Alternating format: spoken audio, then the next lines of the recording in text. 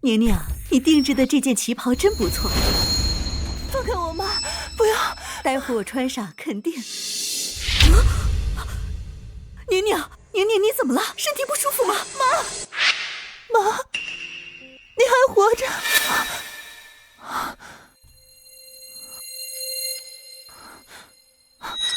？3月15日，我竟然重生回到了傅老爷子70大寿那天。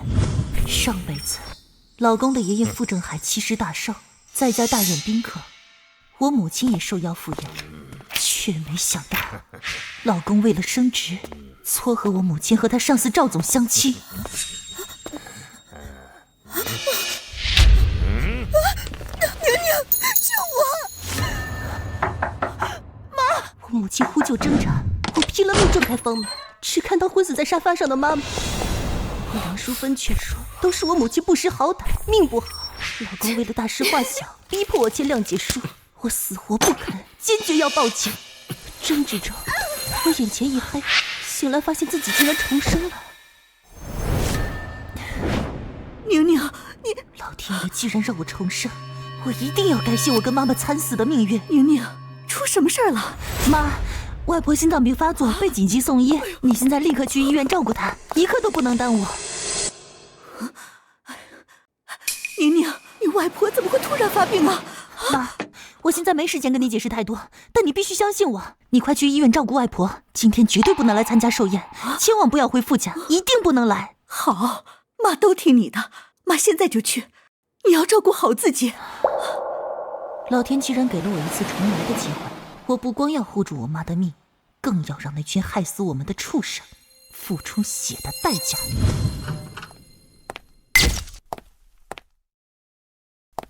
你干什么去了？今天爷爷大寿，你不忙着招待宾客，到处瞎跑什么？傅景晨在哪儿？我哥正忙着呢，忙着给你家攀一桩泼天的富贵。什么声音？没什么，应该是你妈在帮忙招待我哥的贵客，可能在聊天吧。我妈？对啊，我哥公司的大老板赵总也大驾光临了。你妈不是守寡多年吗？我们好心撮合你妈跟赵总，他俩正在相亲呢。不可能，我不是刚把我妈送走吗？怎么会在楼上？难道她又回来了？糟了！哎，你干嘛去？叫你去招待客人听不懂吗？放开我！没听见楼上的救命声吗？王上在救人！嫂子，你别大惊小怪。赵总丧偶多年，身家上亿。前几天你妈去公司给你送饭，赵总对她是一见钟情。正好你妈也守寡多年，说真能跟赵总看对眼了，成就一桩姻缘。你可得好好感谢我们。谁不知道赵总是个老流氓，吃喝嫖赌，打死原配，臭名昭著。你觉得他好，怎么不自己嫁过去？温一宁，赵总可是我的顶头上司，若真能看上你妈，我升职可就有望了。今天是老爷子寿辰，你别得罪了宾客，丢我傅家脸面。傅景晨，那是你岳母，你为了升职竟然把我妈往火坑里推，你还是人吗？温怡宁，你算什么东西，敢打我哥？你这个疯女人！我哥好心给你妈找老伴，让她后半辈子享清福，这是多大的荣幸！荣幸？难道不是吗？你妈守寡多年，本就寂寞难耐，你在这装什么？不知好歹的贱人！闭嘴！不准你污蔑我妈！哼！既然这么荣幸，你怎么不让你妈去陪赵总？哥，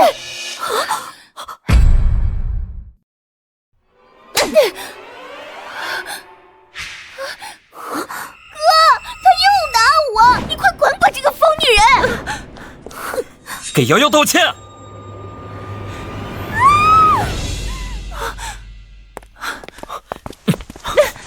你干什么去？滚开！我要去救我妈！他们在相亲，就是正常聊几句，能有什么事啊？我都跟赵总说好了，不会针对你妈怎么样，你别无理取闹了。我才不信你的鬼话！放开我！今天我必须带我妈走，等我妈安全了，我们立马离婚。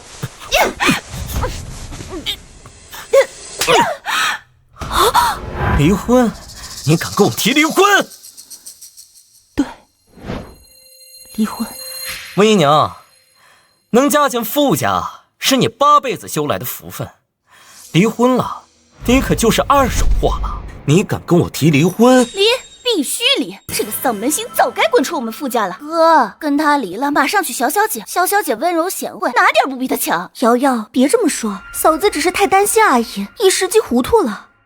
景晨，你别生气，嫂子不是故意的。小小姐，你就是太善良了，别替她说好话了。你对我哥一心一意，比这个心狠手辣的贱女人强10000倍。那我就祝你们天长地久。但今天我必须带我妈走，你要是非得拦我，那就拼个鱼死网破。温姨娘，就算要离婚，也得等老爷子寿辰办完。今天谁也不能破坏老爷子贺寿的心情，更不能得罪我傅家的贵客。我劝你识趣点，别逼我。傅景晨，我也再说一遍，今天我必须带我妈走，你要是再拦我，我就报警了。景晨，你跟嫂子好好说，今天爷爷大寿，满屋子的宾客，要是闹得警察来了，到时候得罪了赵总，既影响你升职，又丢傅家的脸面，多不值当啊！就是，还是小小姐明事理，处处替我哥着想。哪像这个疯女人，眼里只有她那个寡妇妈，根本不顾我哥的前途傅家的脸面。呸！小家精丧门星。小小说的对，赵总是公司大老板，他看上咱妈是天大的好事。我不过是顺手牵个线，要是真成了，我就能升职总经理了。你也跟着沾光，你妈后半辈子吃香喝辣，天天享福。就是，你妈一把年纪了，被赵总这样的钻石王老五看上，偷着乐还来不及呢。乖，听话，别给老公惹麻烦。滚！你为了自己的前途把我妈往虎口里推，你们傅家从上到下全都是冷血无情的畜生！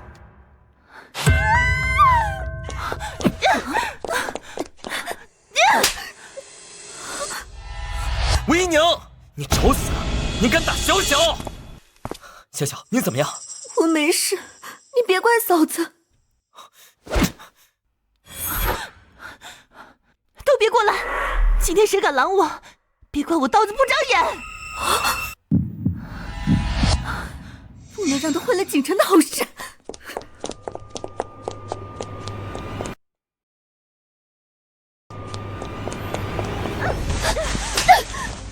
你这个毒妇，你就不为景晨的前途想想吗？景晨怎么娶了你这种丧不星？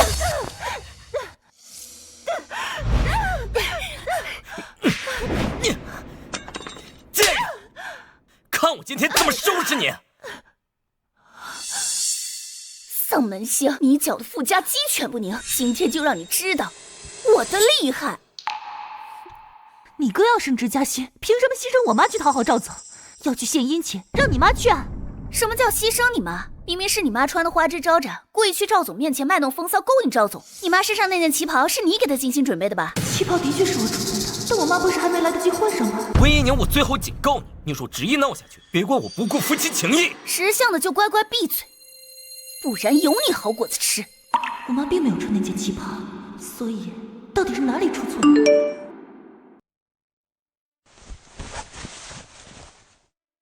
宁宁，我到医院了，没找到外婆，她手机也打不通，你能联系上她吗？太好了，妈妈没有回来，她去了医院，现在安然无恙。救命！快来救我，儿子！既然里面的人不是我妈，那到底是谁？傅家女眷都在，唯独少了婆婆。难道里面的人是婆婆？今天来了很多客人，里面会不会是无辜的宾客？赵总心狠手辣，万一出事就糟了。不行，我不能让无辜的宾客受到牵连，这是做人的底线。傅景晨，你现在立刻进去阻止赵总，里面的人不是我妈，很有可能是来参加寿宴的无辜宾客。一旦有客人在傅家出事，你和傅家都要承担责任，到时候你追悔莫及。你就是想骗景晨进去打扰赵总相亲，你以为我们会相信你的鬼话？再说了，赵总就是和你妈相亲聊聊天而已，你大惊小怪做什么？就是，到时候你妈嫁给赵总，你也跟着沾光，变成富二代了。等赵总成了我岳父，公司总经理的位置就是我的囊中之物，到时候傅家也能更上一层楼，简直百利而无一害呀！无耻！温姨娘，你别不识好歹，等赵总当了你继父，你荣华富贵享用不尽时，可要念着老子的好。咦，怎么没声了？景晨，看来你岳母被赵总哄得服服帖帖了，这就对了嘛。识相的才有好日子过。你妈肯定是被赵总的魅力折服了，这会儿没准两人生米已经煮成熟饭了。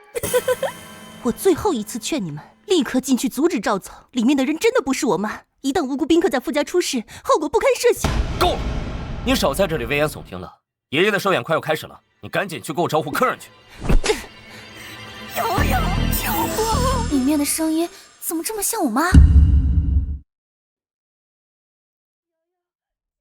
里面的声音怎么这么像我妈？肯定是我听错了。哥，你别再被这个女人骗了，她就是个搅家精、丧门星，把咱们家搅得鸡犬不宁。你赶紧跟她离婚，娶潇潇姐，潇潇姐比她好10000倍。景晨，你别为难，我只希望你好，不管你做什么决定，我都支持你。温一宁，你闹够了没有？等寿宴结束，我立马跟你离婚。离婚？正如我意，这个婚我离定了。但现在我必须进去，里面的人真的不是我妈，是无辜的人，再晚就来不及了。你还在撒谎！我没有必要骗你们，我现在就给我妈打电话，开免提，让你们听清楚。你少在这里装模作样演戏骗人，谁会信你的鬼话？温一宁，你还敢耍花样？你们简直不可理喻！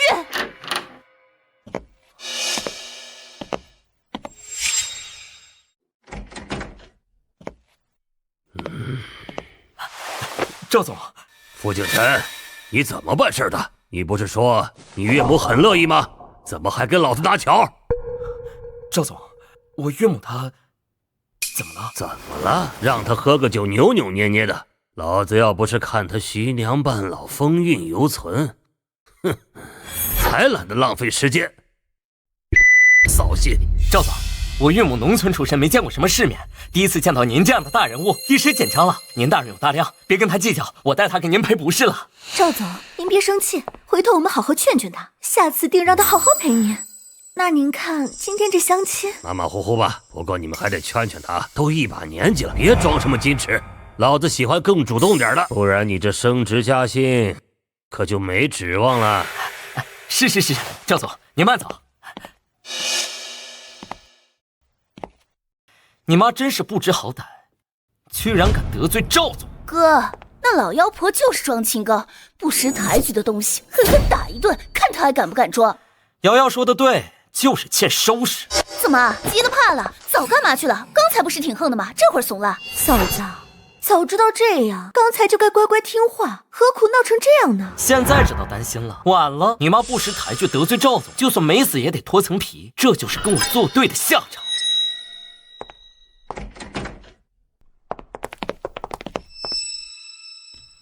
这身上的旗袍好眼熟，这不是我给我妈准备的吗？我的好岳母，快醒醒，该起来给我爷爷拜寿了。还装死？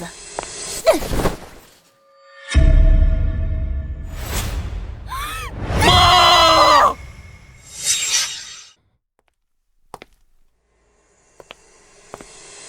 景晨、星瑶，老爷子寿宴开始了，催你们赶紧下去。知道了。星瑶，走吧，赶紧去给爷爷祝寿。你既然要跟我离婚，就没资格再给老爷子祝寿。你给我留在这里，好好劝劝你那该死的妈。你们确定不看看这人是谁？除了你妈还能是谁？一个老妖婆有什么好看的？还装死不同情。就是有什么好看的？还以为自己是黄花大闺女呢，真可笑！你们一个个简直就是冷血动物！不管这人是谁，他被伤成这样，都应该报警，让警察来处理。温一宁，你找死！谁让你报警的？警察同志，温一宁，我警告你，今天的事，你若是敢报警，敢把事情闹大，我让你们母女俩都没好下场。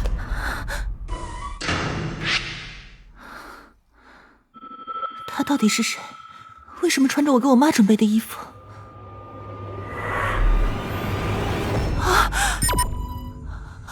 婆婆！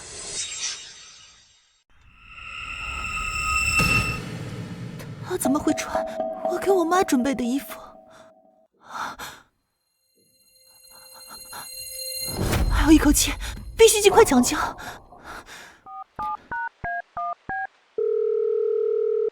你好，这里是120急救中心。你好，我这边有人晕倒，呼吸十分微弱，请你们快来抢救。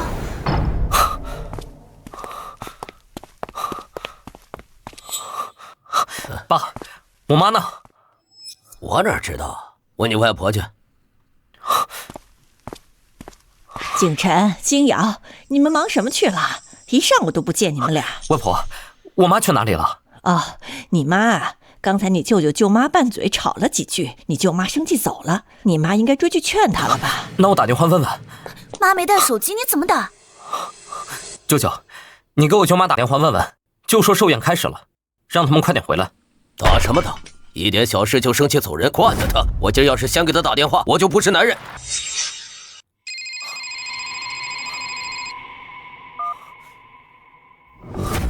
什么？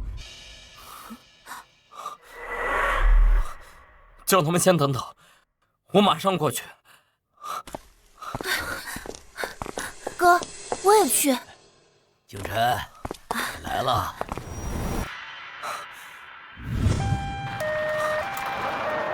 哥，这救护车肯定也是温一宁叫来的，他真是没完没了了，又是报警又是叫救护车。温一宁这个贱人，他存心要搅乱老爷子的寿宴，存心让傅家丢人。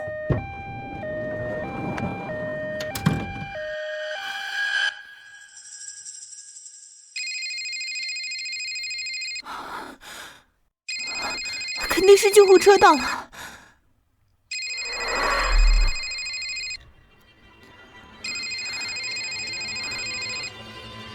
这畜生打电话做什么？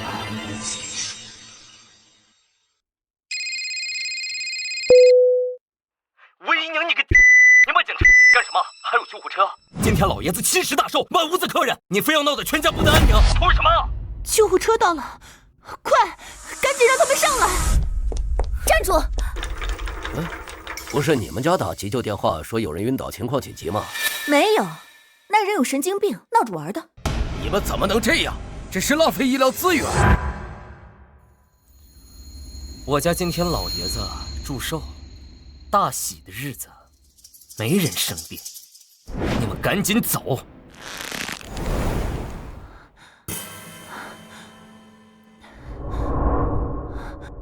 傅景晨，晕死过去的人是你妈，你赶紧让医生上来，否则你妈就没命了。你总不想让老爷子的寿辰变成你妈的死期吧？温一宁，你还在撒谎！我外婆都说了，我妈跟我舅妈在一起，你是不是得失神疯了？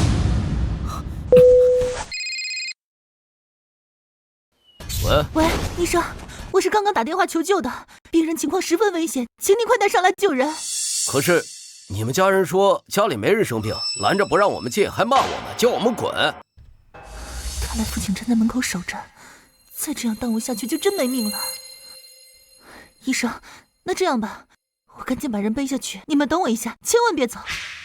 行吧，那你快点，我们等着。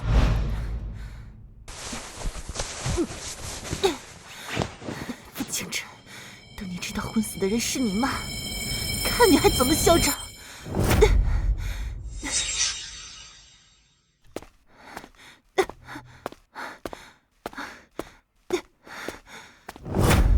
快，人来了！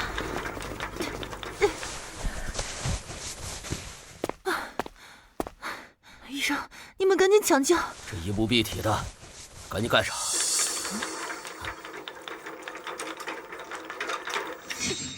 装的还挺像，可是我怎么感觉不像是装的？那老妖婆好像确实昏死过去了。不可能，绝对是装的。赵总不是下手没轻重的人，他来参加爷爷寿宴，怎么可能没点分寸呢？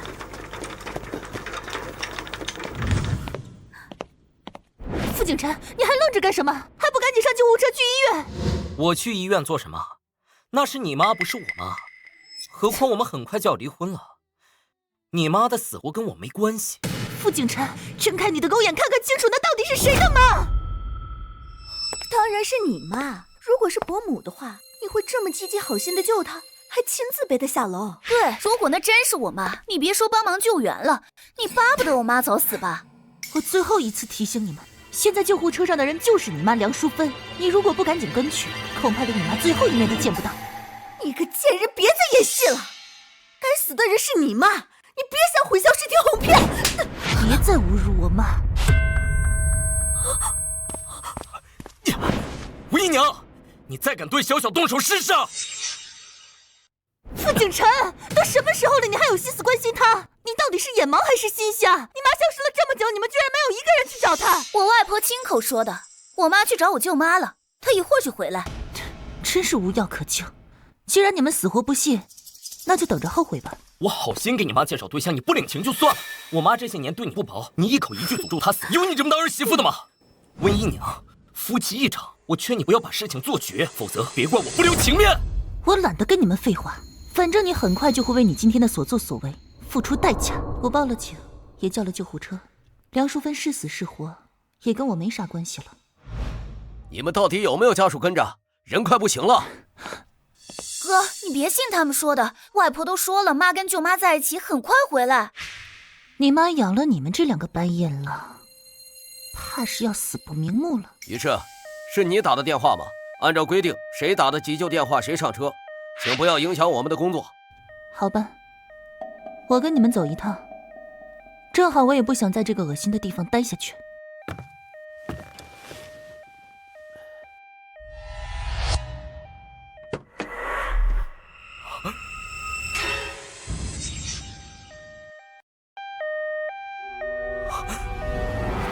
妈，哥，你怎么了？那个人手腕上有只绿色镯子，像是妈的手镯。哥，你忘了之前温一宁的妈过50岁生日时，温一宁也给她买了个绿镯子。哼，肯定是那老妖婆看到伯母的祖母绿手镯，心里嫉妒，就让她女儿买个高仿的假镯子戴着，满足她的虚荣心。就是，货真价实的祖母绿手镯，哪是他们乡下人买得起的？你妈养了你们这两个白眼狼，怕是要死不瞑目了。会不会真弄错了？赵总欺负的人真是我妈？景晨，你怎么了？你不会相信那贱人的话了吧？哥，你想想，如果真的是咱妈，温一宁会这么好心，又是报警，又是叫救护车，还亲自背下楼，现在还陪着去医院。你说的对，她只有对自己亲妈才这么重视在意，对咱妈一向假惺惺。是啊，你看他连你的工作前途都不在乎，又怎么会在乎伯母的安危？不过，就算那是他妈，万一真出事了，也很麻烦。以他的脾气性格，如果他妈救不回来，他绝对会再次报警，把这事儿闹大。哼，对，到时候赵总也脱不了干系，会被警察带走。赵总若是出事，那你的前程可就完了。哥，我们去医院看看吧，万一那老妖婆真死了，我们要第一时间压住这件事，不能让温一宁报警闹大了。好，我们赶紧过去。如果真出了事，得让温一宁签谅解书，不能追究赵总责任，否则会牵连我升职加薪。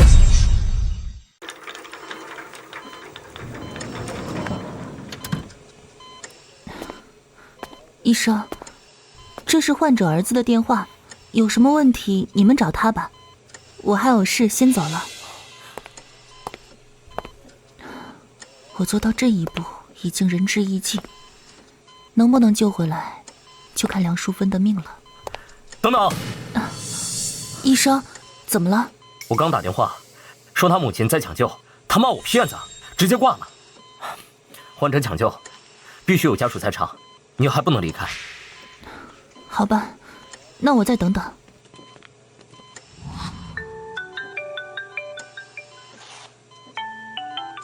宁宁，我终于联系上你外婆了，她没发病啊，正跟老姐妹在公园打太极呢。你为什么说外婆突发疾病送医院了？妈，外婆没事就好。宁宁，你从哪里得到消息说外婆病发入院？妈，这件事说来话长，我在电话里解释不清。你既然找到外婆了，那就陪着外婆不要走开。记住，你千万不要去傅家，我有事会给你打电话的。宁宁，你是不是出什么事了？你千万不要瞒着妈。妈，我好好的，没事儿，你别多想，等我消息就行。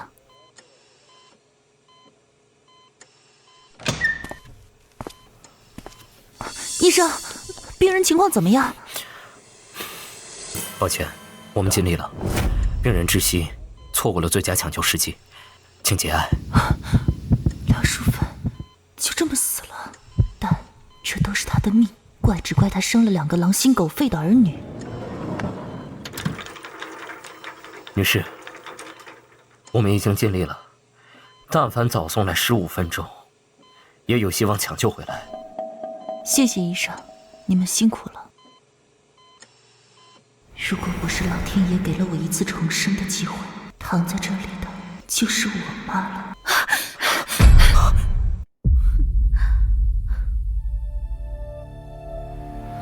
傅景晨，你来干什么？当然是来给你妈那个老妖婆送终。畜生！贱人，你凭什么动手打人？住手！这里是医院，你们家人去世了，你们不伤心哀悼，还有心思吵吵闹闹，到底还有没有人性？你说什么？人死了？如你所愿，你妈确实死了，你们来的正好，赶上给她送终。可惜，连最后一面都没见到。你胡说什么？死的明明是你妈！你是伤心过度，神经错乱了吧？死的人到底是谁？你掀开看看不就知道了。人真死了？怎么会呢？赵总不过是跟他相亲吃顿饭而已。死了就死了，他命该如此，怪不得别人。真是无可救药。到现在，他们还以为受害者是我妈。傅景晨，我早就说过，你会后悔的。他原本还有一口气，若是及时送医抢救，或许还有生还的可能。但你们非要拦着救护车，耽误了宝贵的救援时间，才酿成惨剧。他是被你们兄妹还有那个绿茶婊一起合伙害死的。你放屁！明明是你妈自己命不好，怎么能怪我们？我们好心给她介绍相亲，有错吗？到底是谁的妈命不好？你们掀开白布看一眼不就知道了？怎么，你不敢了？你害怕了？行，我有什么不敢的？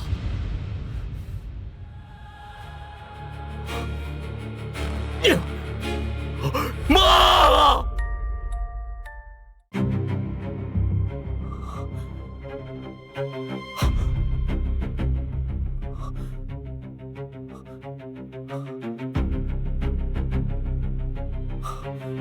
喂，爸。景晨呐，你们还要多久回来啊？赵总找你喝酒，谈谈你升职加薪的事儿，你赶紧回来。叫他快点儿，我可没那么好的耐性。真的？赵总同意我升职了？不过赵总说，你再把你岳母叫来，陪他喝杯酒，升职就是板上钉钉了。你赶紧把你岳母叫来。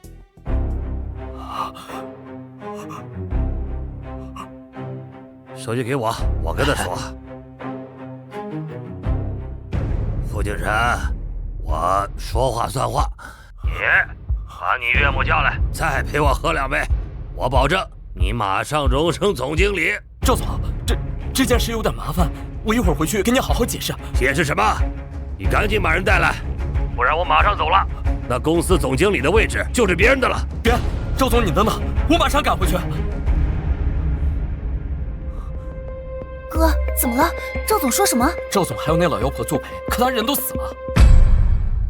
这老妖婆太没用了，好端端的突然就死了，坏了你升职加薪的好事。就是，要死也该等你拿下公司总经理的位置再死啊！你们简直比魔鬼还可怕！我现在赶着回去招待赵总，没空跟你纠缠。等老爷子寿宴结束，我才来好好收拾你。你确定不看躺着的那人是谁？哎呀，哥，有什么好看的？死人太晦气了。赵总不是找你吗？我们赶紧回去吧。你说的对，我不能染了这晦气的头发。傅景晨，好言难劝该死的狗，随便你，反正跟我没关系。走吧，我们赶紧回去。对了，景晨，他妈死了，到底是一条人命呢。他要是报警怎么办？这事不能闹大，否则赵总那边……这件事你不许声张，否则只会玷污你妈的名声。当时现场有很多目击证人，都能证明是你妈主动勾引赵总的。你要是再敢报警把事情闹大，我有的是手段治你。你也不想你妈死了还被人戳着脊梁骨指指点点吧？傅景晨，你比恶魔还要恐怖！傅家就是吃人的魔窟，幸好我今日看清你，这婚我离定了。等寿宴办完，我哥会立马跟你离婚的。在此之前，我劝你安分点，哼，不然就让你和你妈落得一样的下场。你们太嚣张了，光天化日竟然公然威胁人命！逝者为大，你们连最基本的良知都没有。关你们什么事？连个人都救不活，没告你们用意害人就不错了。你，我知道你没了妈，成了孤儿，肯定伤心，但这也怪不得我们，谁让你妈福薄，享不了有钱人的福。死了正好，跟他爸团聚，也算享福。等寿宴结束，你乖乖签了谅解书，不要再追究此事，我就让你妈风光大葬，留个体面。看我哥对你多好，你就知足吧。谅解书，我若是不签呢？不签，想讹我？敢不签，就把你妈尸体扔江里喂鱼，让她死无葬身之地。好啊，我等着，等最后你们发现死的是自己亲妈，怕是要苦短肝肠，恨不得以死谢罪吧。走，赶紧回去了，一会儿惹怒了赵总，我什么都没了。想不到梁淑芬的一生竟这般惨淡收场。请问你是逝者什么人？我是他儿媳，不过很快就是前儿媳了。这么说，刚才那男的是逝者的亲儿子？天底下怎么有这样禽兽不如的儿子？他亲妈死了，看都不看一眼，还要恶毒的诅咒。医生，人已经死了，那接下来是什么流程？可以先暂放医院太平间，也可以给殡仪馆打电话，他们会派车来接。若是亲友要来告别，就设置灵堂办个追悼会。好，谢谢你们。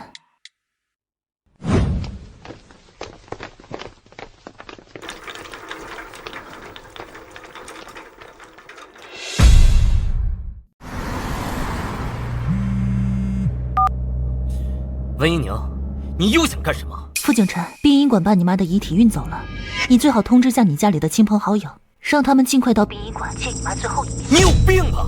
死的是你妈，又不是我妈，还想让我家里人过去吊唁？你在前几都死绝了。这个贱人还不死心！今天是爷爷70大寿，多么喜庆的日子，他非要你去殡仪馆那种晦气阴森的地方。我只是出于人道主义通知你，信不信是你的事儿。一条人命被你们活生生害死了，这是谋杀，警察一定会追责的。温一宁，你要是敢报警，我弄死你，让你一家3口去阴曹地府团聚。警察，如果他再报警怎么办？这事儿一闹大，赵总肯定要被抓进去，那你也前途尽毁了。是啊，哥，不能让他报警，我们要赶紧去殡仪馆阻止他。可是赵总还等着我，再不回去，他若是生气走人，肯定又是赵总在催了。喂，爸，景晨呐，你怎么还没回来？赵总要走了。你告诉傅景晨，老子今天非常不爽，他那总经理的位置别想了。赵总，我很快就回来，您别生气啊。儿子，赵总已经走了。都怪温一宁那个贱人，他妈得罪赵总，他又坏我好事。要不是他把你骗去医院，你也不会怠慢赵总，失去了升职机会。景晨，你赶紧给赵总打个电话，多说点好话，看看还能不能挽回。我这就打。完了，赵总不接电话，那怎么办？我们现在直接去找赵总说情吗？当务之急是去阻止温一宁报警，否则事情闹大，赵总可就真完了。相反，我们拿住了赵总的把柄，没准还能让他改变主意，继续提拔你哥。小小你真聪明，我怎么没想到这个？哥，还是小小姐对你好吧，设身处地为你着想。小小，等我跟那贱人离了婚，马上娶你，你想要多少彩礼我都给，还有5金，随便你挑。谢谢你，景晨。不过我们还是先解决掉温一宁这个麻烦再说。可是怎么解决？那贱人太有心机了。我现在给他打个电话，先把他稳住，以免他报警，然后我们过去想办法逼他把谅解书签了，这样他就没法追究责任。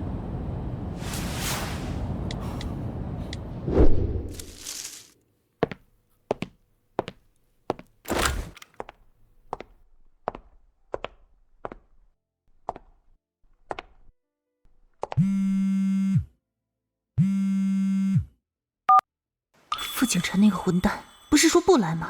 怎么又主动给我打电话？喂，温一宁，我们们毕竟夫妻一场，你妈死了，我作为女婿确实应该去拜拜。我们现在过去殡仪馆，但前提你不能报警，否则有你好果子吃。原来是怕我报警赶来阻止我的。傅景琛，你悔恨痛哭的时刻就要到了。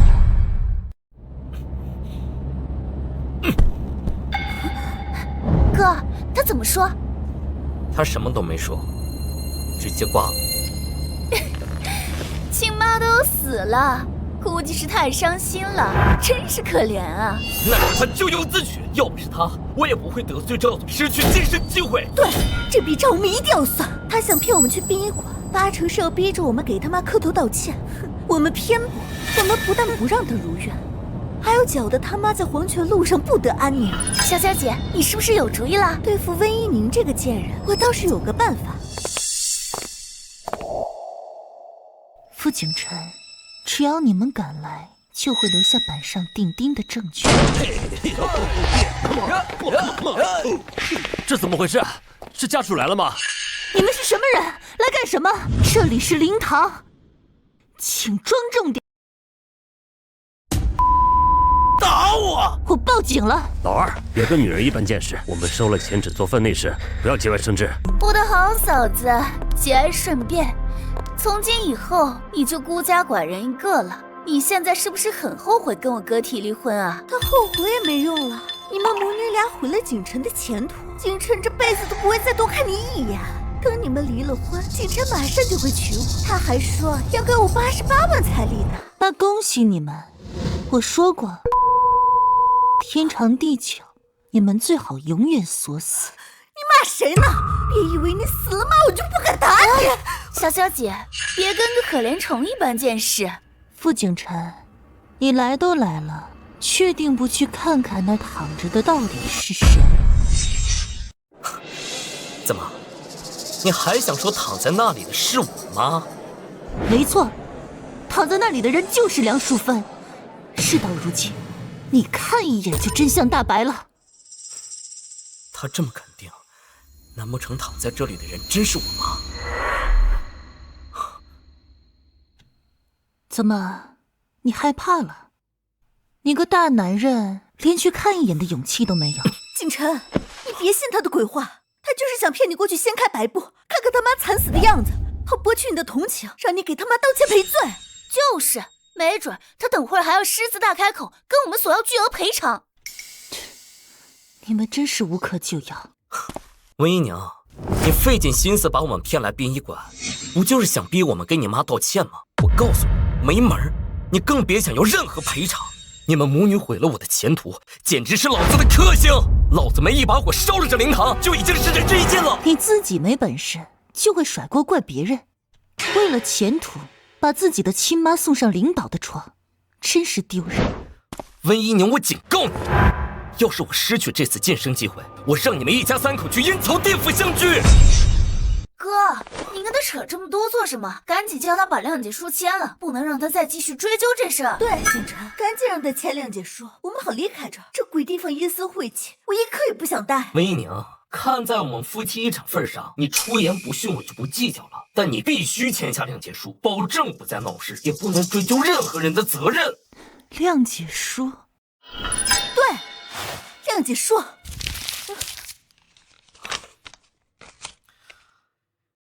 这就是谅解书，你给我识相点，赶紧签字。这谅解书要签也是你们签，我可没资格。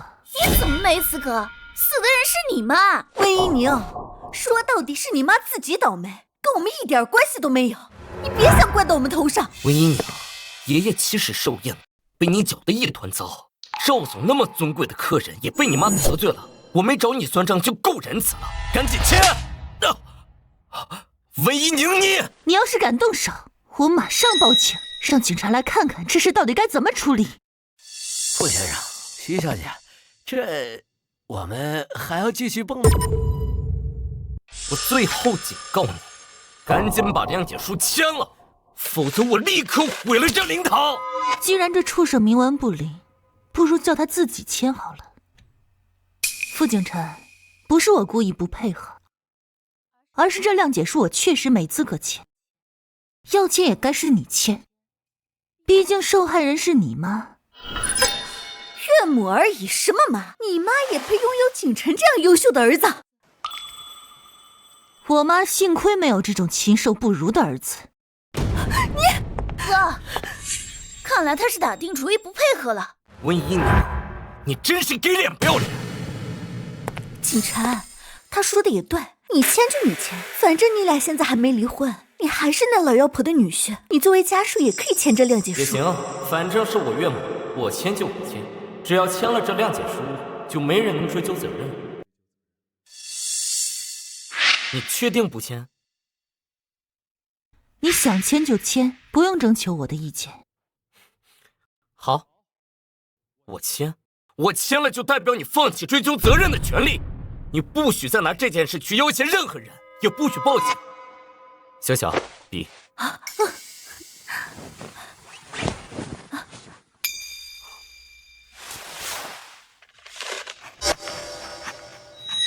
傅景晨，我真好奇，当你发现真相后，会是什么反应？你看清楚，谅解书我已经签字了，今天的事到此为止，赶紧把你妈火化下葬。这一批火化也需要家属签字。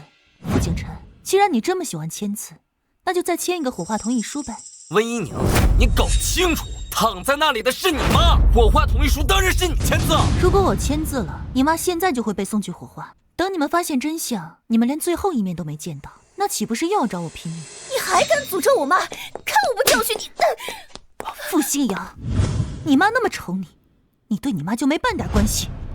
从事发到现在，你们明明有很多机会可以阻止悲剧的发生，可你们就是不愿出手，生怕救的人是我妈。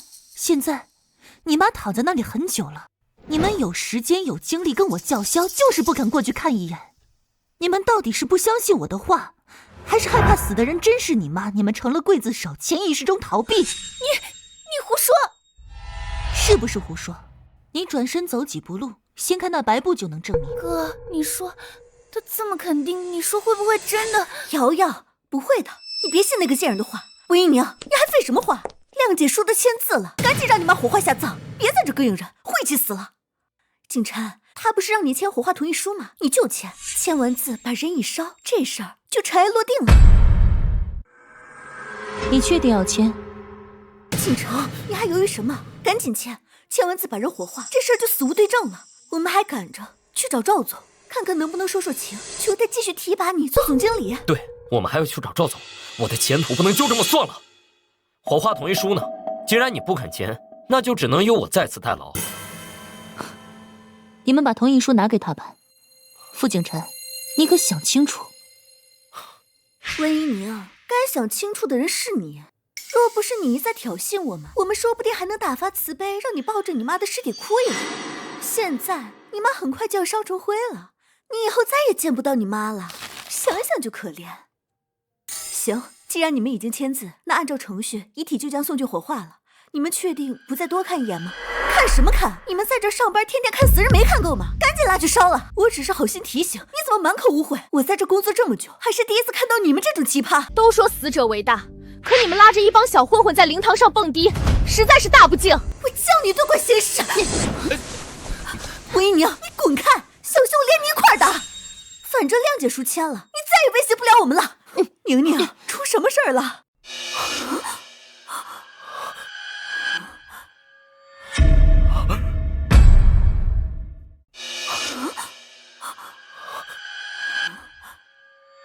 这是怎么回事？他不是死了吗？尸体还在那躺着。哥，我是不是眼花了？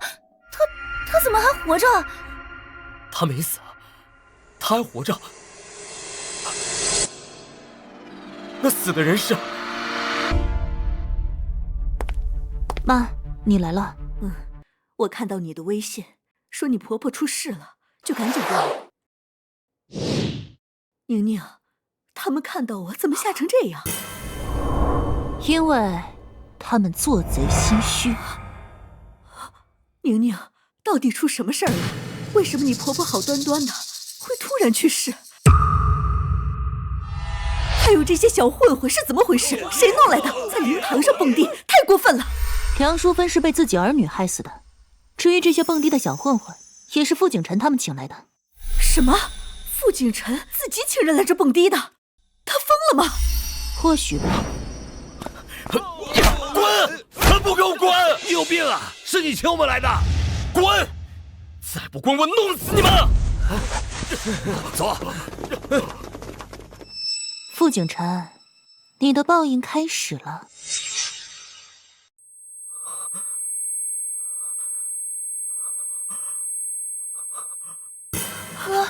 景晨，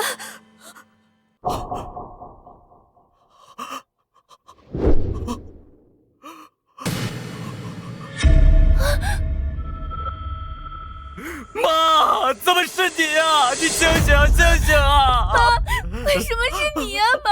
妈，你醒醒，妈，你快起来！怎么会这样？怎么是我妈？我居然害死了我妈！景晨，这到底是怎么回事？我明明从门缝里看到，在里面陪赵总的就是魏一宁的妈，怎么会变成伯母？景晨，你问我，我问谁啊？是你口口声声说你亲眼看见陪着赵总的人就是温一宁的吗？可为什么现在死的是我妈？景晨，这都是你害的，是你害死了我妈！我不是的，景晨，你相信我，我不是故意的，我也不知道是怎么回事，我真的看见是魏一宁的妈在。事实摆在眼前，你还想推卸责任？不是的，景晨，你听我说，这里面肯定有阴谋，肯定是魏一宁那个贱人害死伯母的，肯定是魏一宁搞的鬼。魏一宁如果要害死我妈，为什么又好心救我妈？就是你，是你一直跟我们保证说里面的人是他吗？我们才没信魏一宁的话。瑶瑶，怎么你也不相信我？从小到大，伯母对我那么好，在我心里，她跟我妈的地位差不多，我孝敬她都来不及，怎么可能故意害她？真是狗咬狗，一嘴毛。傅景晨，你现在总该相信我的话了。被赵总欺负的人一直都是你妈，我一直想救你妈，是你们非要拦住我不让我救。我们也是被误导的，都怪徐小小那个贱人。我跟我哥几次都要相信他的话了，准备去救了，都被你拉回来。徐小小，都怪你，你要对我妈的死负主要责任。不是的，瑶瑶，我真的不知道房间里的人是伯母，否则我肯定第一个冲进去救。景晨，你相信我，我真不是故意的，我那么爱你，我怎么可能故意陷害伯母？贱人，你害死我妈，我这辈子都不会再原谅你。傅景晨，你作为梁淑芬的亲儿子，自己不关心亲妈死活，还好意思怪别人？徐小小固然有错，但罪魁祸首就是你和傅星瑶。妈，你醒醒，我不要你死，你快醒醒，你一定是在跟我们开玩笑。妈，傅景晨，前世你害我母女惨死，这一世你总算自掘坟墓，害人害己。景晨，瑶瑶，你们看，这件紫色旗袍，这不是魏一宁给他妈准备的衣服吗？怎么会穿在伯母身上？魏一宁，我就说是你故意害伯母的，是不是你骗他穿上这件紫色旗袍，故意误导赵总，误导我们的？你可真会推卸责任。景晨，瑶瑶，就是他才是害死伯母的罪魁祸首。哥，这件紫色旗袍确实是温一宁给他妈准备的。温一宁，你简直蛇蝎心肠！我妈平日待你不薄，你至于恨她入骨，要她去死吗？温一宁，夫妻一场，我没想到你居然如此心狠手辣。就算你对我不满，你冲着我来就行了，为什么要害死我妈？傅景晨，你摇一下头，看看两边的猪耳朵会不会扇到脸。你跟你妹都是猪脑子吗？徐小小说什么你们就信什么。之前他说被赵总欺负的人是我妈，不是你妈，你们深信不疑，结果害死了你妈。我那是被误导的。现在真相大白，你们终于知道死的人是你妈了，可你们又听他煽风点火，把矛头对准我。别忘了，我是唯一一个从头到尾都在努力营救你母亲的人。哼，你要是个男人，现在真应该跪在我面前给我磕头。既然你无辜，那你说说，为什么你给你妈准备的衣服会穿在我妈身上？我也纳闷呢，为什么我给我妈准备的衣服却被你妈偷穿了？要不你追去黄泉路上问问你妈。韦一宁，你找死！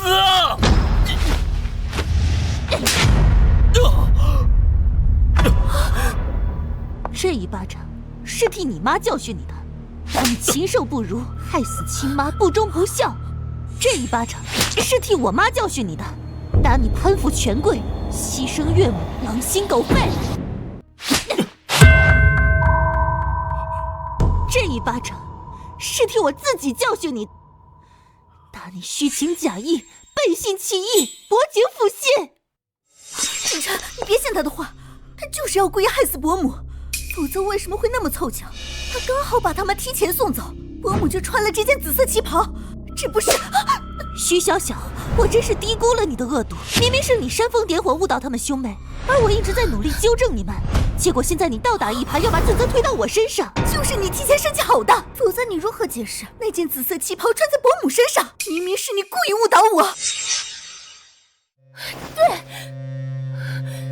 你给你妈准备的衣服为什么会在我妈身上？肯定是你故意骗她穿上的。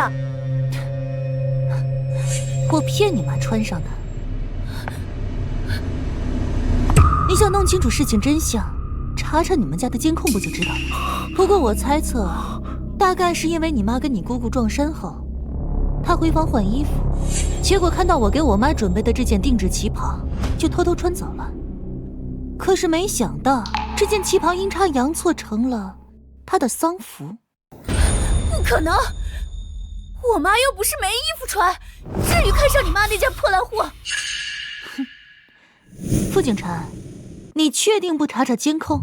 难道你不想知道你妈到底是如何惨死的？景琛，你打开监控看看，肯定是魏一宁骗伯母穿上的。等证据摆在眼前，看他还怎么狡辩。对，哥，打开监控查回放，用证据锤死他。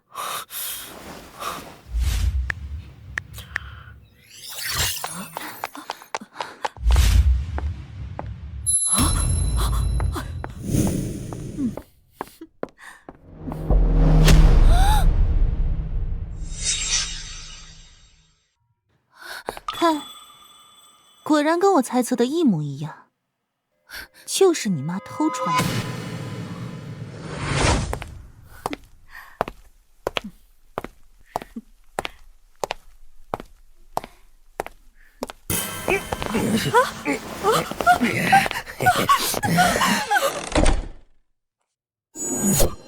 妈！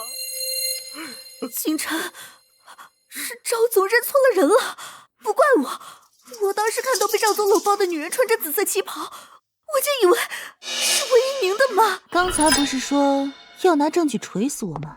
现在好了，倒把你妈锤死了。她要是不偷穿那件紫色旗袍，也不会丢了小命。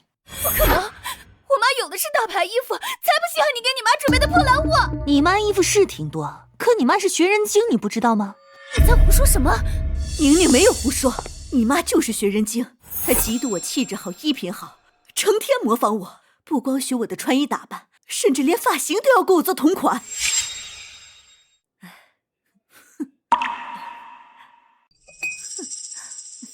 所以今天她肯定是怕被我抢了风头，就故意霸占我女儿给我准备的旗袍，结果没想到，就因为她太像我，反而惹祸上身。再加上你们一个个心肠歹毒、冷漠自私，不愿相信我女儿的话，最终害死了你妈。你们跟那个赵总，全都是杀害你妈的凶手。不可能，就是你们的错。为什么死的人不是你？我妈就是被你害的。我要杀了你，为我妈报仇。傅新瑶，你醒醒！真相摆在眼前，明明刽子手是赵总，你们三个是帮凶，你别想污蔑我们。妈，你醒醒！我错了，我不该疏忽大意。妈，对不起，儿子不孝，儿子早该发现的，都是我的错，我该死。景琛，人死不能复生，你节哀顺变，无论以后发生什么，我都会一直陪着你。景琛，你别被他骗了，我刚还在宴会厅见到伯母呢。儿子，妈！哎，景晨，你千万别上他的当，里面的人肯定不是伯母。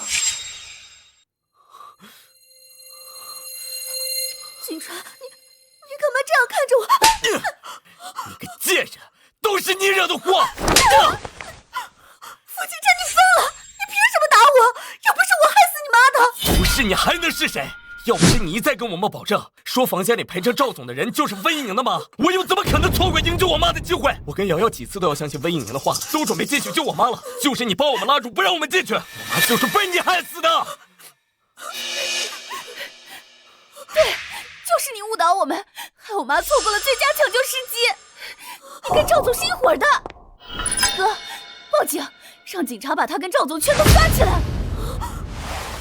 你还有赵总，你们都给我等着！你们害死我妈，我要让你们把牢底坐穿！不，应该直接把他们拉去枪毙，给我妈报仇。傅景晨，你发什么疯？别忘了赵总是你顶头上司，你让警察把他抓走，你还想不想有前途了？前途？我妈都被你们害死了，我还有什么前途？我要你们全部去死！真是精彩。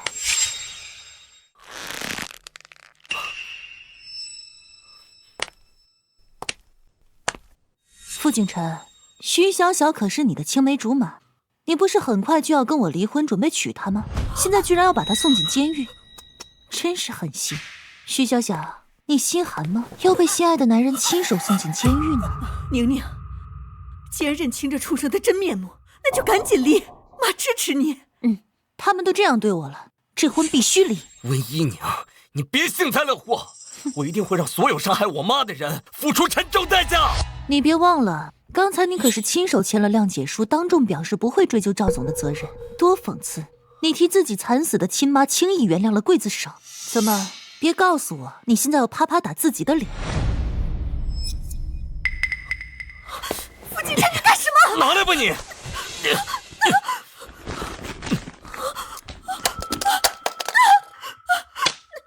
晨，你冷静点，你不能跟赵总一朋友，否则得罪了他，你以后在江城都混不下去。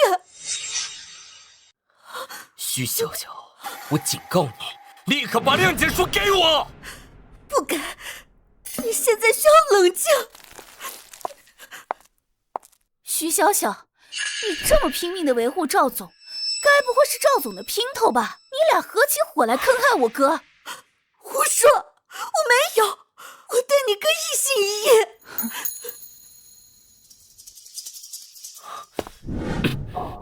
景晨，你听我一句劝，事情已经这样，没必要闹大。我们可以用伯母的死去要挟赵总，让他继续提拔你当总经理。良心是个好东西，可惜你们都没有。哥，我来帮你。你个贱人，我妈就是被你害死的，你等着坐牢吧。贱人，敬酒不吃吃罚酒。景晨，不要！我现在就打电话报警。徐小小，你给我等着，等着跟赵总一起把牢底坐穿。哥，谁打电话来？是外婆。外婆肯定是找不到妈了，打电话来问她。可是我妈已经死了，外婆若是知道这个消息，肯定接受不了。外婆，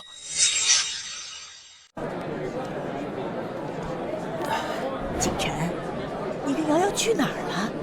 怎么酒席都要结束了还没回来？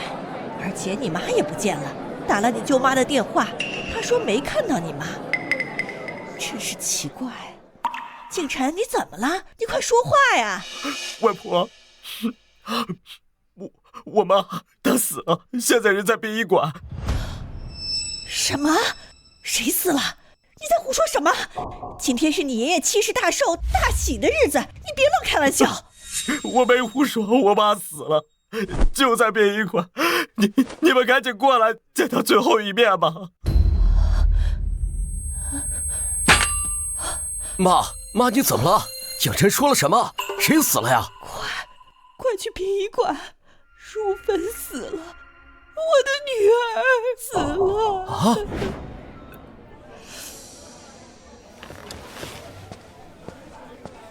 你老婆都死了，你还什么都不知道，就会喝！谁死了？淑芬？她不是在家吗？没良心的东西，连自己老婆都认错。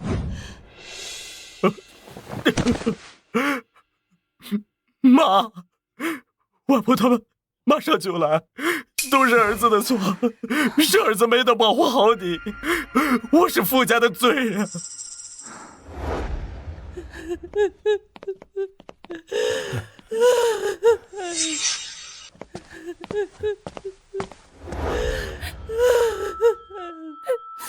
外婆，我妈死了。外婆，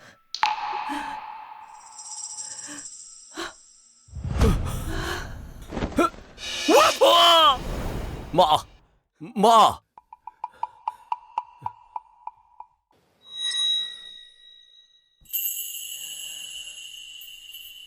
淑芬，我的淑芬啊！淑芬，你醒醒，这到底是怎么回事啊？好端端的，为什么突然人就没了呀？姐，怎么会这样？怎么会死得不明不白？淑芬，这到底是怎么回事？淑芬，你怎么了？好端端的，你为什么就走了？这到底是怎么回事？是谁害死我老婆的？这就要问问你的宝贝儿子了。明明是你破坏了我的计划，害死了我妈，我是受害者。是你的宝贝儿子亲手把自己的妈送上了赵总的床，结果被赵总一不小心给捂死了。什么？陪赵总的人不是刘美兰吗？原来你们家所有人都知道这件事，你们合起伙来算计我妈。这都不是重点，重点是既然弄错了人，为什么不中途阻止？我想尽办法阻止了，可你的宝贝儿子跟女儿都不肯相信我，一口咬定陪着赵总的人就是我妈。赵总离开后，他们明明都进了那间房，亲眼看见人躺在地上昏死过去，都不肯救一把。我要报警，哼，还被傅景晨摔了手机。你们刚才你们这里有人打电话报警，话没说完就挂了，听起来像是遇到了危险，我们过来看看。不可能吧？你们他们铁了心不管我妈的死活，结果遭了报应，害死了梁淑芬，都是活该。韦一宁，你够了！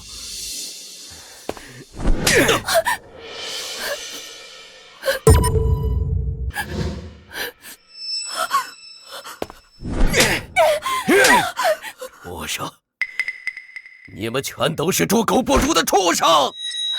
可是这也不能全怪我们，我们给你打过电话，问妈在不在宴席现场，是你说妈在招待客人的，我们是被你误导了。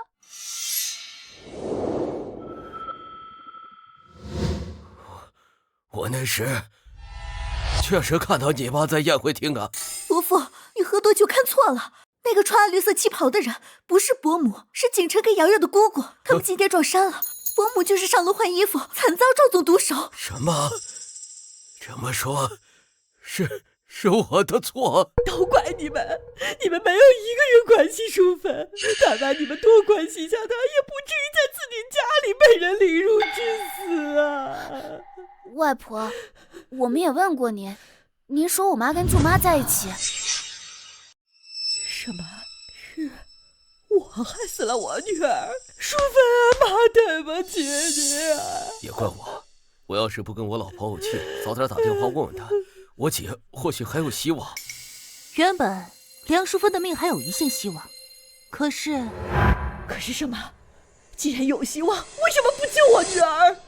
傅景晨他们下楼去吃席了，我一看昏死的人是梁淑芬，马上打了急救电话，医护人员很快赶来，可是又被傅景晨他们拦在门外。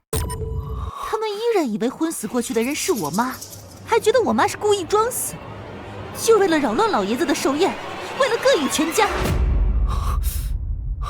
我一再强调是他妈性命垂危，让他们赶紧放医护进来抢救，可他们就是不听，我只好自己背着梁淑芬下楼交给医护。梁淑芬酒精过敏，又被枕头捂到窒息，如此一耽搁，等送到医院已经来不及了。你个畜生！就算前面我误导你了，救护车都来了，你去看一眼能怎么样？你个不孝子，我打死你！爸，这事不能全怪我哥，我跟我哥几次都要相信温怡宁的话了，是徐潇晓，是徐潇晓一再阻拦我们，非说被赵总欺负的人不是我妈，说温怡宁是故意骗我们才会一时疏忽。事到如今，你还推卸责任？他说什么你都信？他让你去死你就死吗？爸，你怎么能帮着外人说话？事到如今，说这些都没用了，还是赶紧报警，让警察来处理这事，为死者讨回公道吧。对，报警，必须把那个王八蛋抓起来，让所有欺负我女儿的人都付出代价。一旦报警，我肯定也会被抓走的。不行，不能报警。赵总有权有势，我们斗不过他的，得罪了他，只会被他疯狂报复。你算什么东西？我傅家的事轮不到你一个外人插嘴。我看你是怕警察来了，你也被抓走吧？警察来了，你们兄妹俩也别想逃脱。你们跟赵总是一伙的，从一开始就打算牺牲温怡宁的妈，你们也是帮凶。只不过人算不如天算，你们想害别人，结果害死了自己的妈。报应都是报应。幸好你要跟他离婚，我看他跟那个赵总一样，都是畜生。是啊，幸好要离婚了。前世我的遭遇比徐小小还惨，重来一回，我总算扭转了命运。警察吗？我要报案，我老婆被人害死了。住手！肆意殴打他人是违法的。看来傅景琛是把所有的怒气跟悔恨都报复在徐小小身上了。是啊，他太歹毒了，简直下死手。警察同志，把他抓起来，他是杀人凶手，他害死了他亲妈。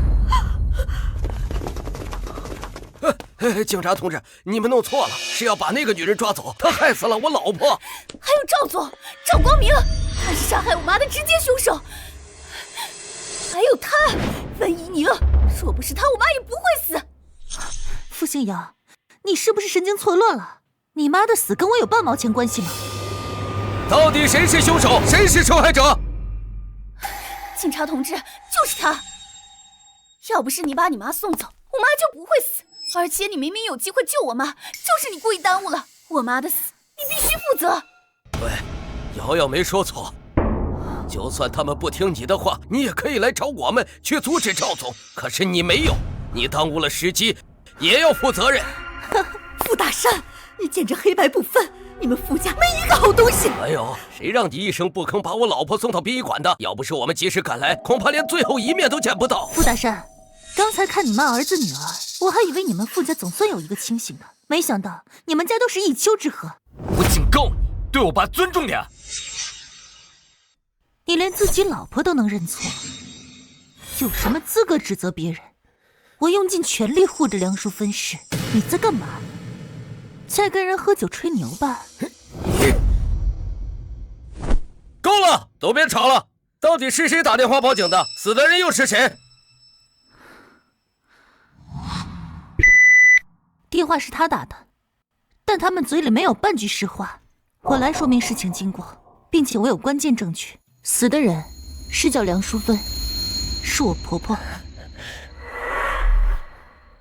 她被一个叫赵光明的男人侮辱猥亵，并用枕头活活捂死，而这些人全都是帮凶，尤其是他梁淑芬的儿子傅景琛、女儿傅新瑶以及徐潇潇。傅景琛跟傅星瑶是死者的亲生子女，可他们见死不救，事后还把罪责推到我身上。他胡说！他们不光故意杀人，还想毁尸灭迹？再来晚点，死者就要被烧了。文一宁，你给我闭嘴！谁故意杀人了？说话要有证据。证据？你刚刚不是还用手机查看了监控吗？那就是板上钉钉的证据。哥，你赶紧的！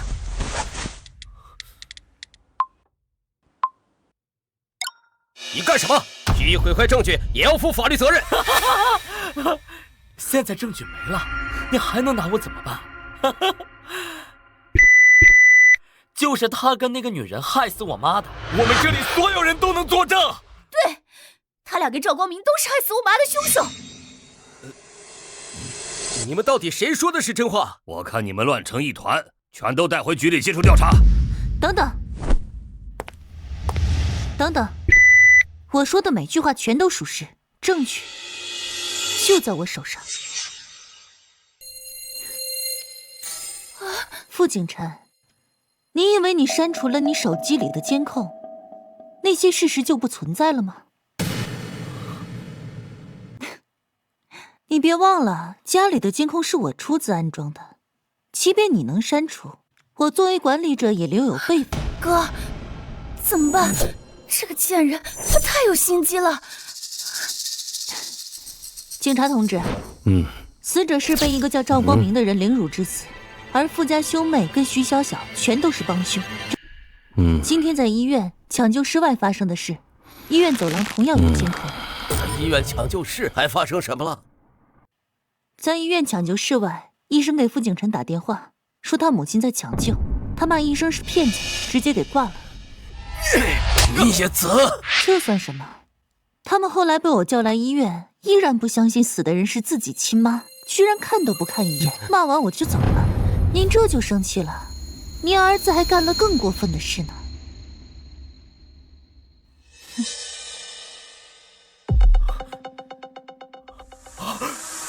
文一宁，你太坏了！证据没了，你别想再害我！警察同志，我能先拿回我的手机吗？傅景琛，你以为毁掉了摄像头，证据就能销毁了？刚才在这里发生的一切，早就同步到我的手机里了。各位，这是今天发生在灵堂上的事情。都说死者为大，可是傅景琛三人丧心病狂，在灵堂上蹦迪唱歌，侮辱死者。他们对自己犯下的恶行没有一点点反省跟悔恨，对生命没有最起码的尊重。这种草菅人命的行为，实在令人发指。傅景琛，你们太过分了！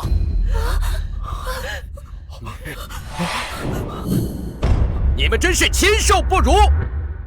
傅景琛、傅星瑶还有徐小小，你们勾结那个赵光明，罪行累累，证据确凿。我宣布，你们被逮捕了，请立刻跟我们回去接受调查。我不要坐牢，我是无辜的。你们要抓就抓赵总跟徐小小，不要抓我。娘娘，老婆，你别这样，都说一日夫妻百日恩，你不能这样对我。我知道错了，我已经付出代价了，你帮我跟警察求求情，我不想坐牢。别用你沾满鲜血的双手碰我！老婆，我错了，我真的错了。老婆，你肯定不舍得我坐牢，你快跟警察求求情，这都是误会，是误会啊！如果今天我没有及时将我妈送走，如果今天躺在那里的人是我妈，你还会觉得这是误会吗？老婆，我错了，你再给我一次机会。你不会。你只会逼我签下谅解书，不让我报警，不让我得罪赵总。你根本不会在乎我跟我妈的性命安危。老婆，傅景琛，我真庆幸在今天认清了你，否则我一辈子都被你毁了。不是的，嫂子，我们只是一时鬼迷心窍，被徐小小那个贱人迷惑了，我们没想伤害你妈妈。嫂子，求求你看在我们是一家人的份上，去跟警察求求情，我不想坐牢。你们犯下滔天罪行，情理法理都难容，等着把牢底坐穿吧！嫂子，求求你！爸，救救我！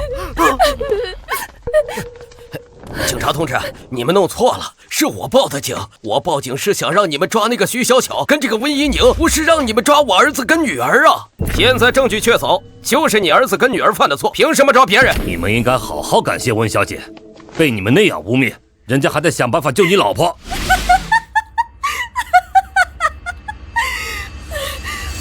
傅大山，我让你不要报警，你非不听。现在好了，警察把你儿子女儿全都抓走了。你们傅家完了，完了！儿子跟女儿引狼入室，害死亲妈，爸爸又报警抓了自己的亲儿子跟亲女儿。你们傅家真可笑。徐小巧，你不要张口，你作为从犯，同样要面临法律制裁。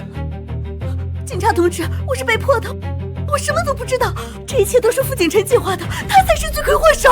闭嘴！你们仨一个都逃不掉。完了，一切全完了，好好一个家，死的死，坐牢的坐牢，全都完了。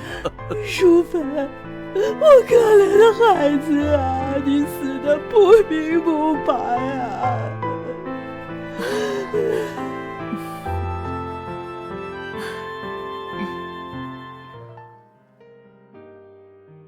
宁宁，吃点水果。谢谢妈。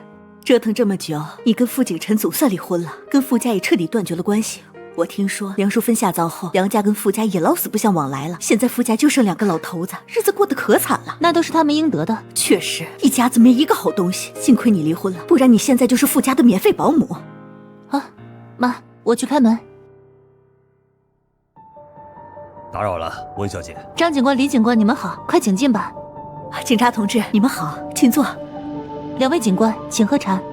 谢谢，温小姐，我们今天来主要是跟你们通报一下案件进展，以及后续需要你们配合的事情。好。经过我们全方位的调查审理，案件已经水落石出，判决也已正式生效。主犯赵光明涉嫌故意杀人罪、强制猥亵罪、寻衅滋事罪等等，被判处无期徒刑。从犯傅景辰策划协助赵光明故意杀人，而且还存在包庇嫌疑人、故意毁坏证据以及侮辱尸体、污蔑诽谤等多项罪名，判处有期徒刑20年。20年？还有傅清瑶和徐小巧因教唆、包庇、寻衅滋事，还有帮助毁灭证据等罪行，分别判处有期徒刑8年和10年。他们总算为自己的行为付出了沉重代价，我也成功改写了自己与妈妈的命运。温小姐，这段时间多谢你们配合调查，后续若还有麻烦你们的地方，我们再联系。你有什么问题也可以随时找我。好，这段时间也辛苦你们了。2位警官请慢走。真是报应不爽，傅景辰被判了20年，等于这辈子都毁了，活该。是啊，这都是他自找的，想要光明前景却不走正道，想那些歪门邪道，确实活该。傅新瑶跟徐小小，一个8年，一个10年，等他们出狱，只怕以后工作不好找，嫁人也没可能了。天作孽犹可恕，自作孽不可活。他们有今天这样的下场，怪不了任何人。现在案件结束，一切尘埃落定，你也该开始新的生活了。放心吧，妈，我已经找到新工作了，下周就开始上班。是吗？太好了。姨娘，我车就在那边，我送你吧。不用了，我叫了网约车，就快到了。好吧，每次想送你都没机会。那你就把机会给其他人吧。我的车到了，拜拜。拜拜。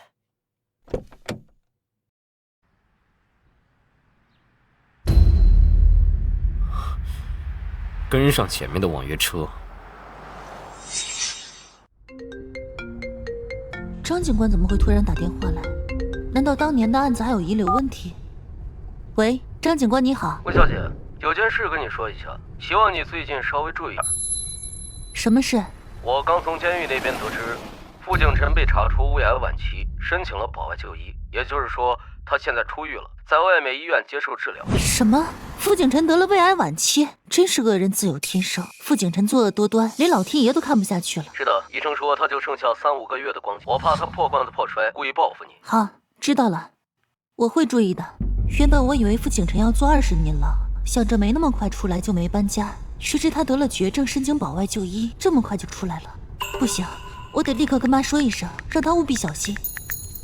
喂，宁宁，我做好晚饭了，你下班了吗？妈，张警官刚才给我打电话，说傅景辰得了胃癌，申请了保外就医，他担心傅景辰会偷偷逃出医院来报复我们，让我们最近小心一些。什么？傅景辰得了绝症出狱了？可以这么理解。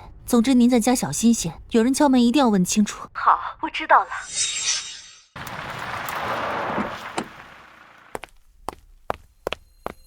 傅景晨那个变态心狠手辣，他十有八九会来报复我。不行，明天就搬家，不能继续住在这里了。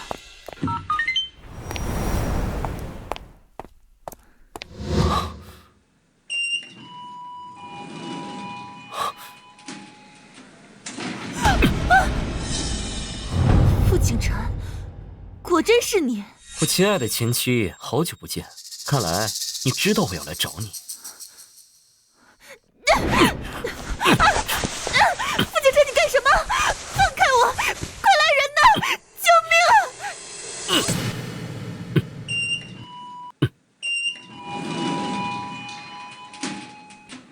啊！你再叫一句，我马上送你见阎王！我不对，但你有什么事我们可以去外面说。去外面？你是怕我伤害你妈？老子费了好大的功夫才逃出来，就是要杀了你们母女两个，跟老子去黄泉路上做个伴儿。他已经走火入魔，变态神经了，千万不能再刺激他，必须先慢慢安抚，再找机会逃生。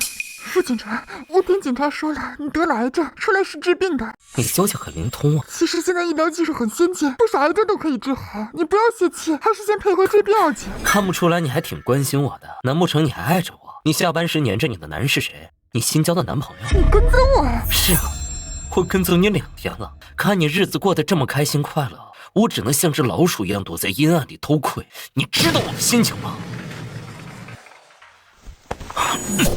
走，我陪你回家，问候一下我的前岳母。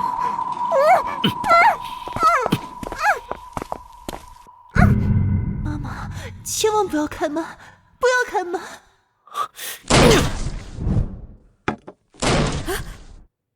这是谁来？敲门这么粗鲁？难道是傅景晨那个畜生来了？哎呦！谁呀？妈，不要开门！宁宁，是你吗？找死！你再敢动一下，我直接杀了你！是傅景晨，那个畜生挟持了宁宁。傅景晨，是不是你？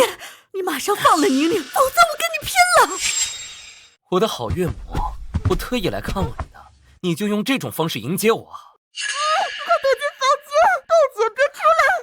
不行，妈不能丢下你不管。傅景晨，你不要伤害宁宁，你有什么不满冲我来！把菜刀放下，否则我现在就杀了他！不要！看来你是不想要你女儿活了。别伤害宁宁，我听你的。我这就把菜刀放下。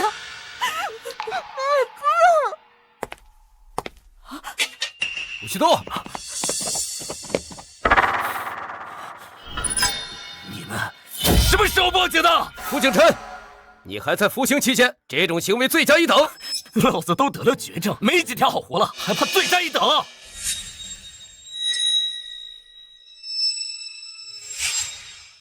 张警官，求你一定要救下我女儿。您放心，温小姐不会有事的。今天就是天王老子来了，也别想救下魏一宁，老子死也要拉个垫背的。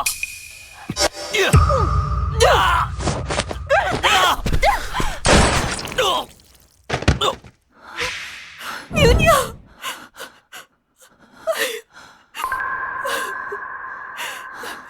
妈，我没事，一点皮外伤而已。幸亏张警官来得及时。不许动！温小姐，你怎么样？要不要叫救护车？不用，谢谢你，张警官，你来得太及时了。我给你打完电话不久，就听同事说傅景晨躲过看护，偷偷逃出医院了。是的，你给我打电话时，他已经在我公司那边等着了。对，我马上想到他肯定会来找你，为避免打草惊蛇，我没敢给你打电话，直接带了同事过来。幸好来得及时。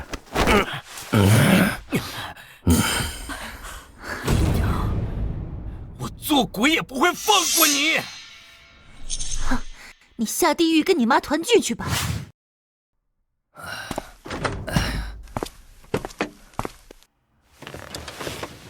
温小姐，东西都搬上车了，我们出发去你的新房子。好，谢谢师傅。妈，我们要住新家，开始新生活了。以后一切都会越来越好。喂，张警官。文小姐，我打电话是告诉你，傅敬晨因为中枪加速了病情恶化，于今天上午在医院去世。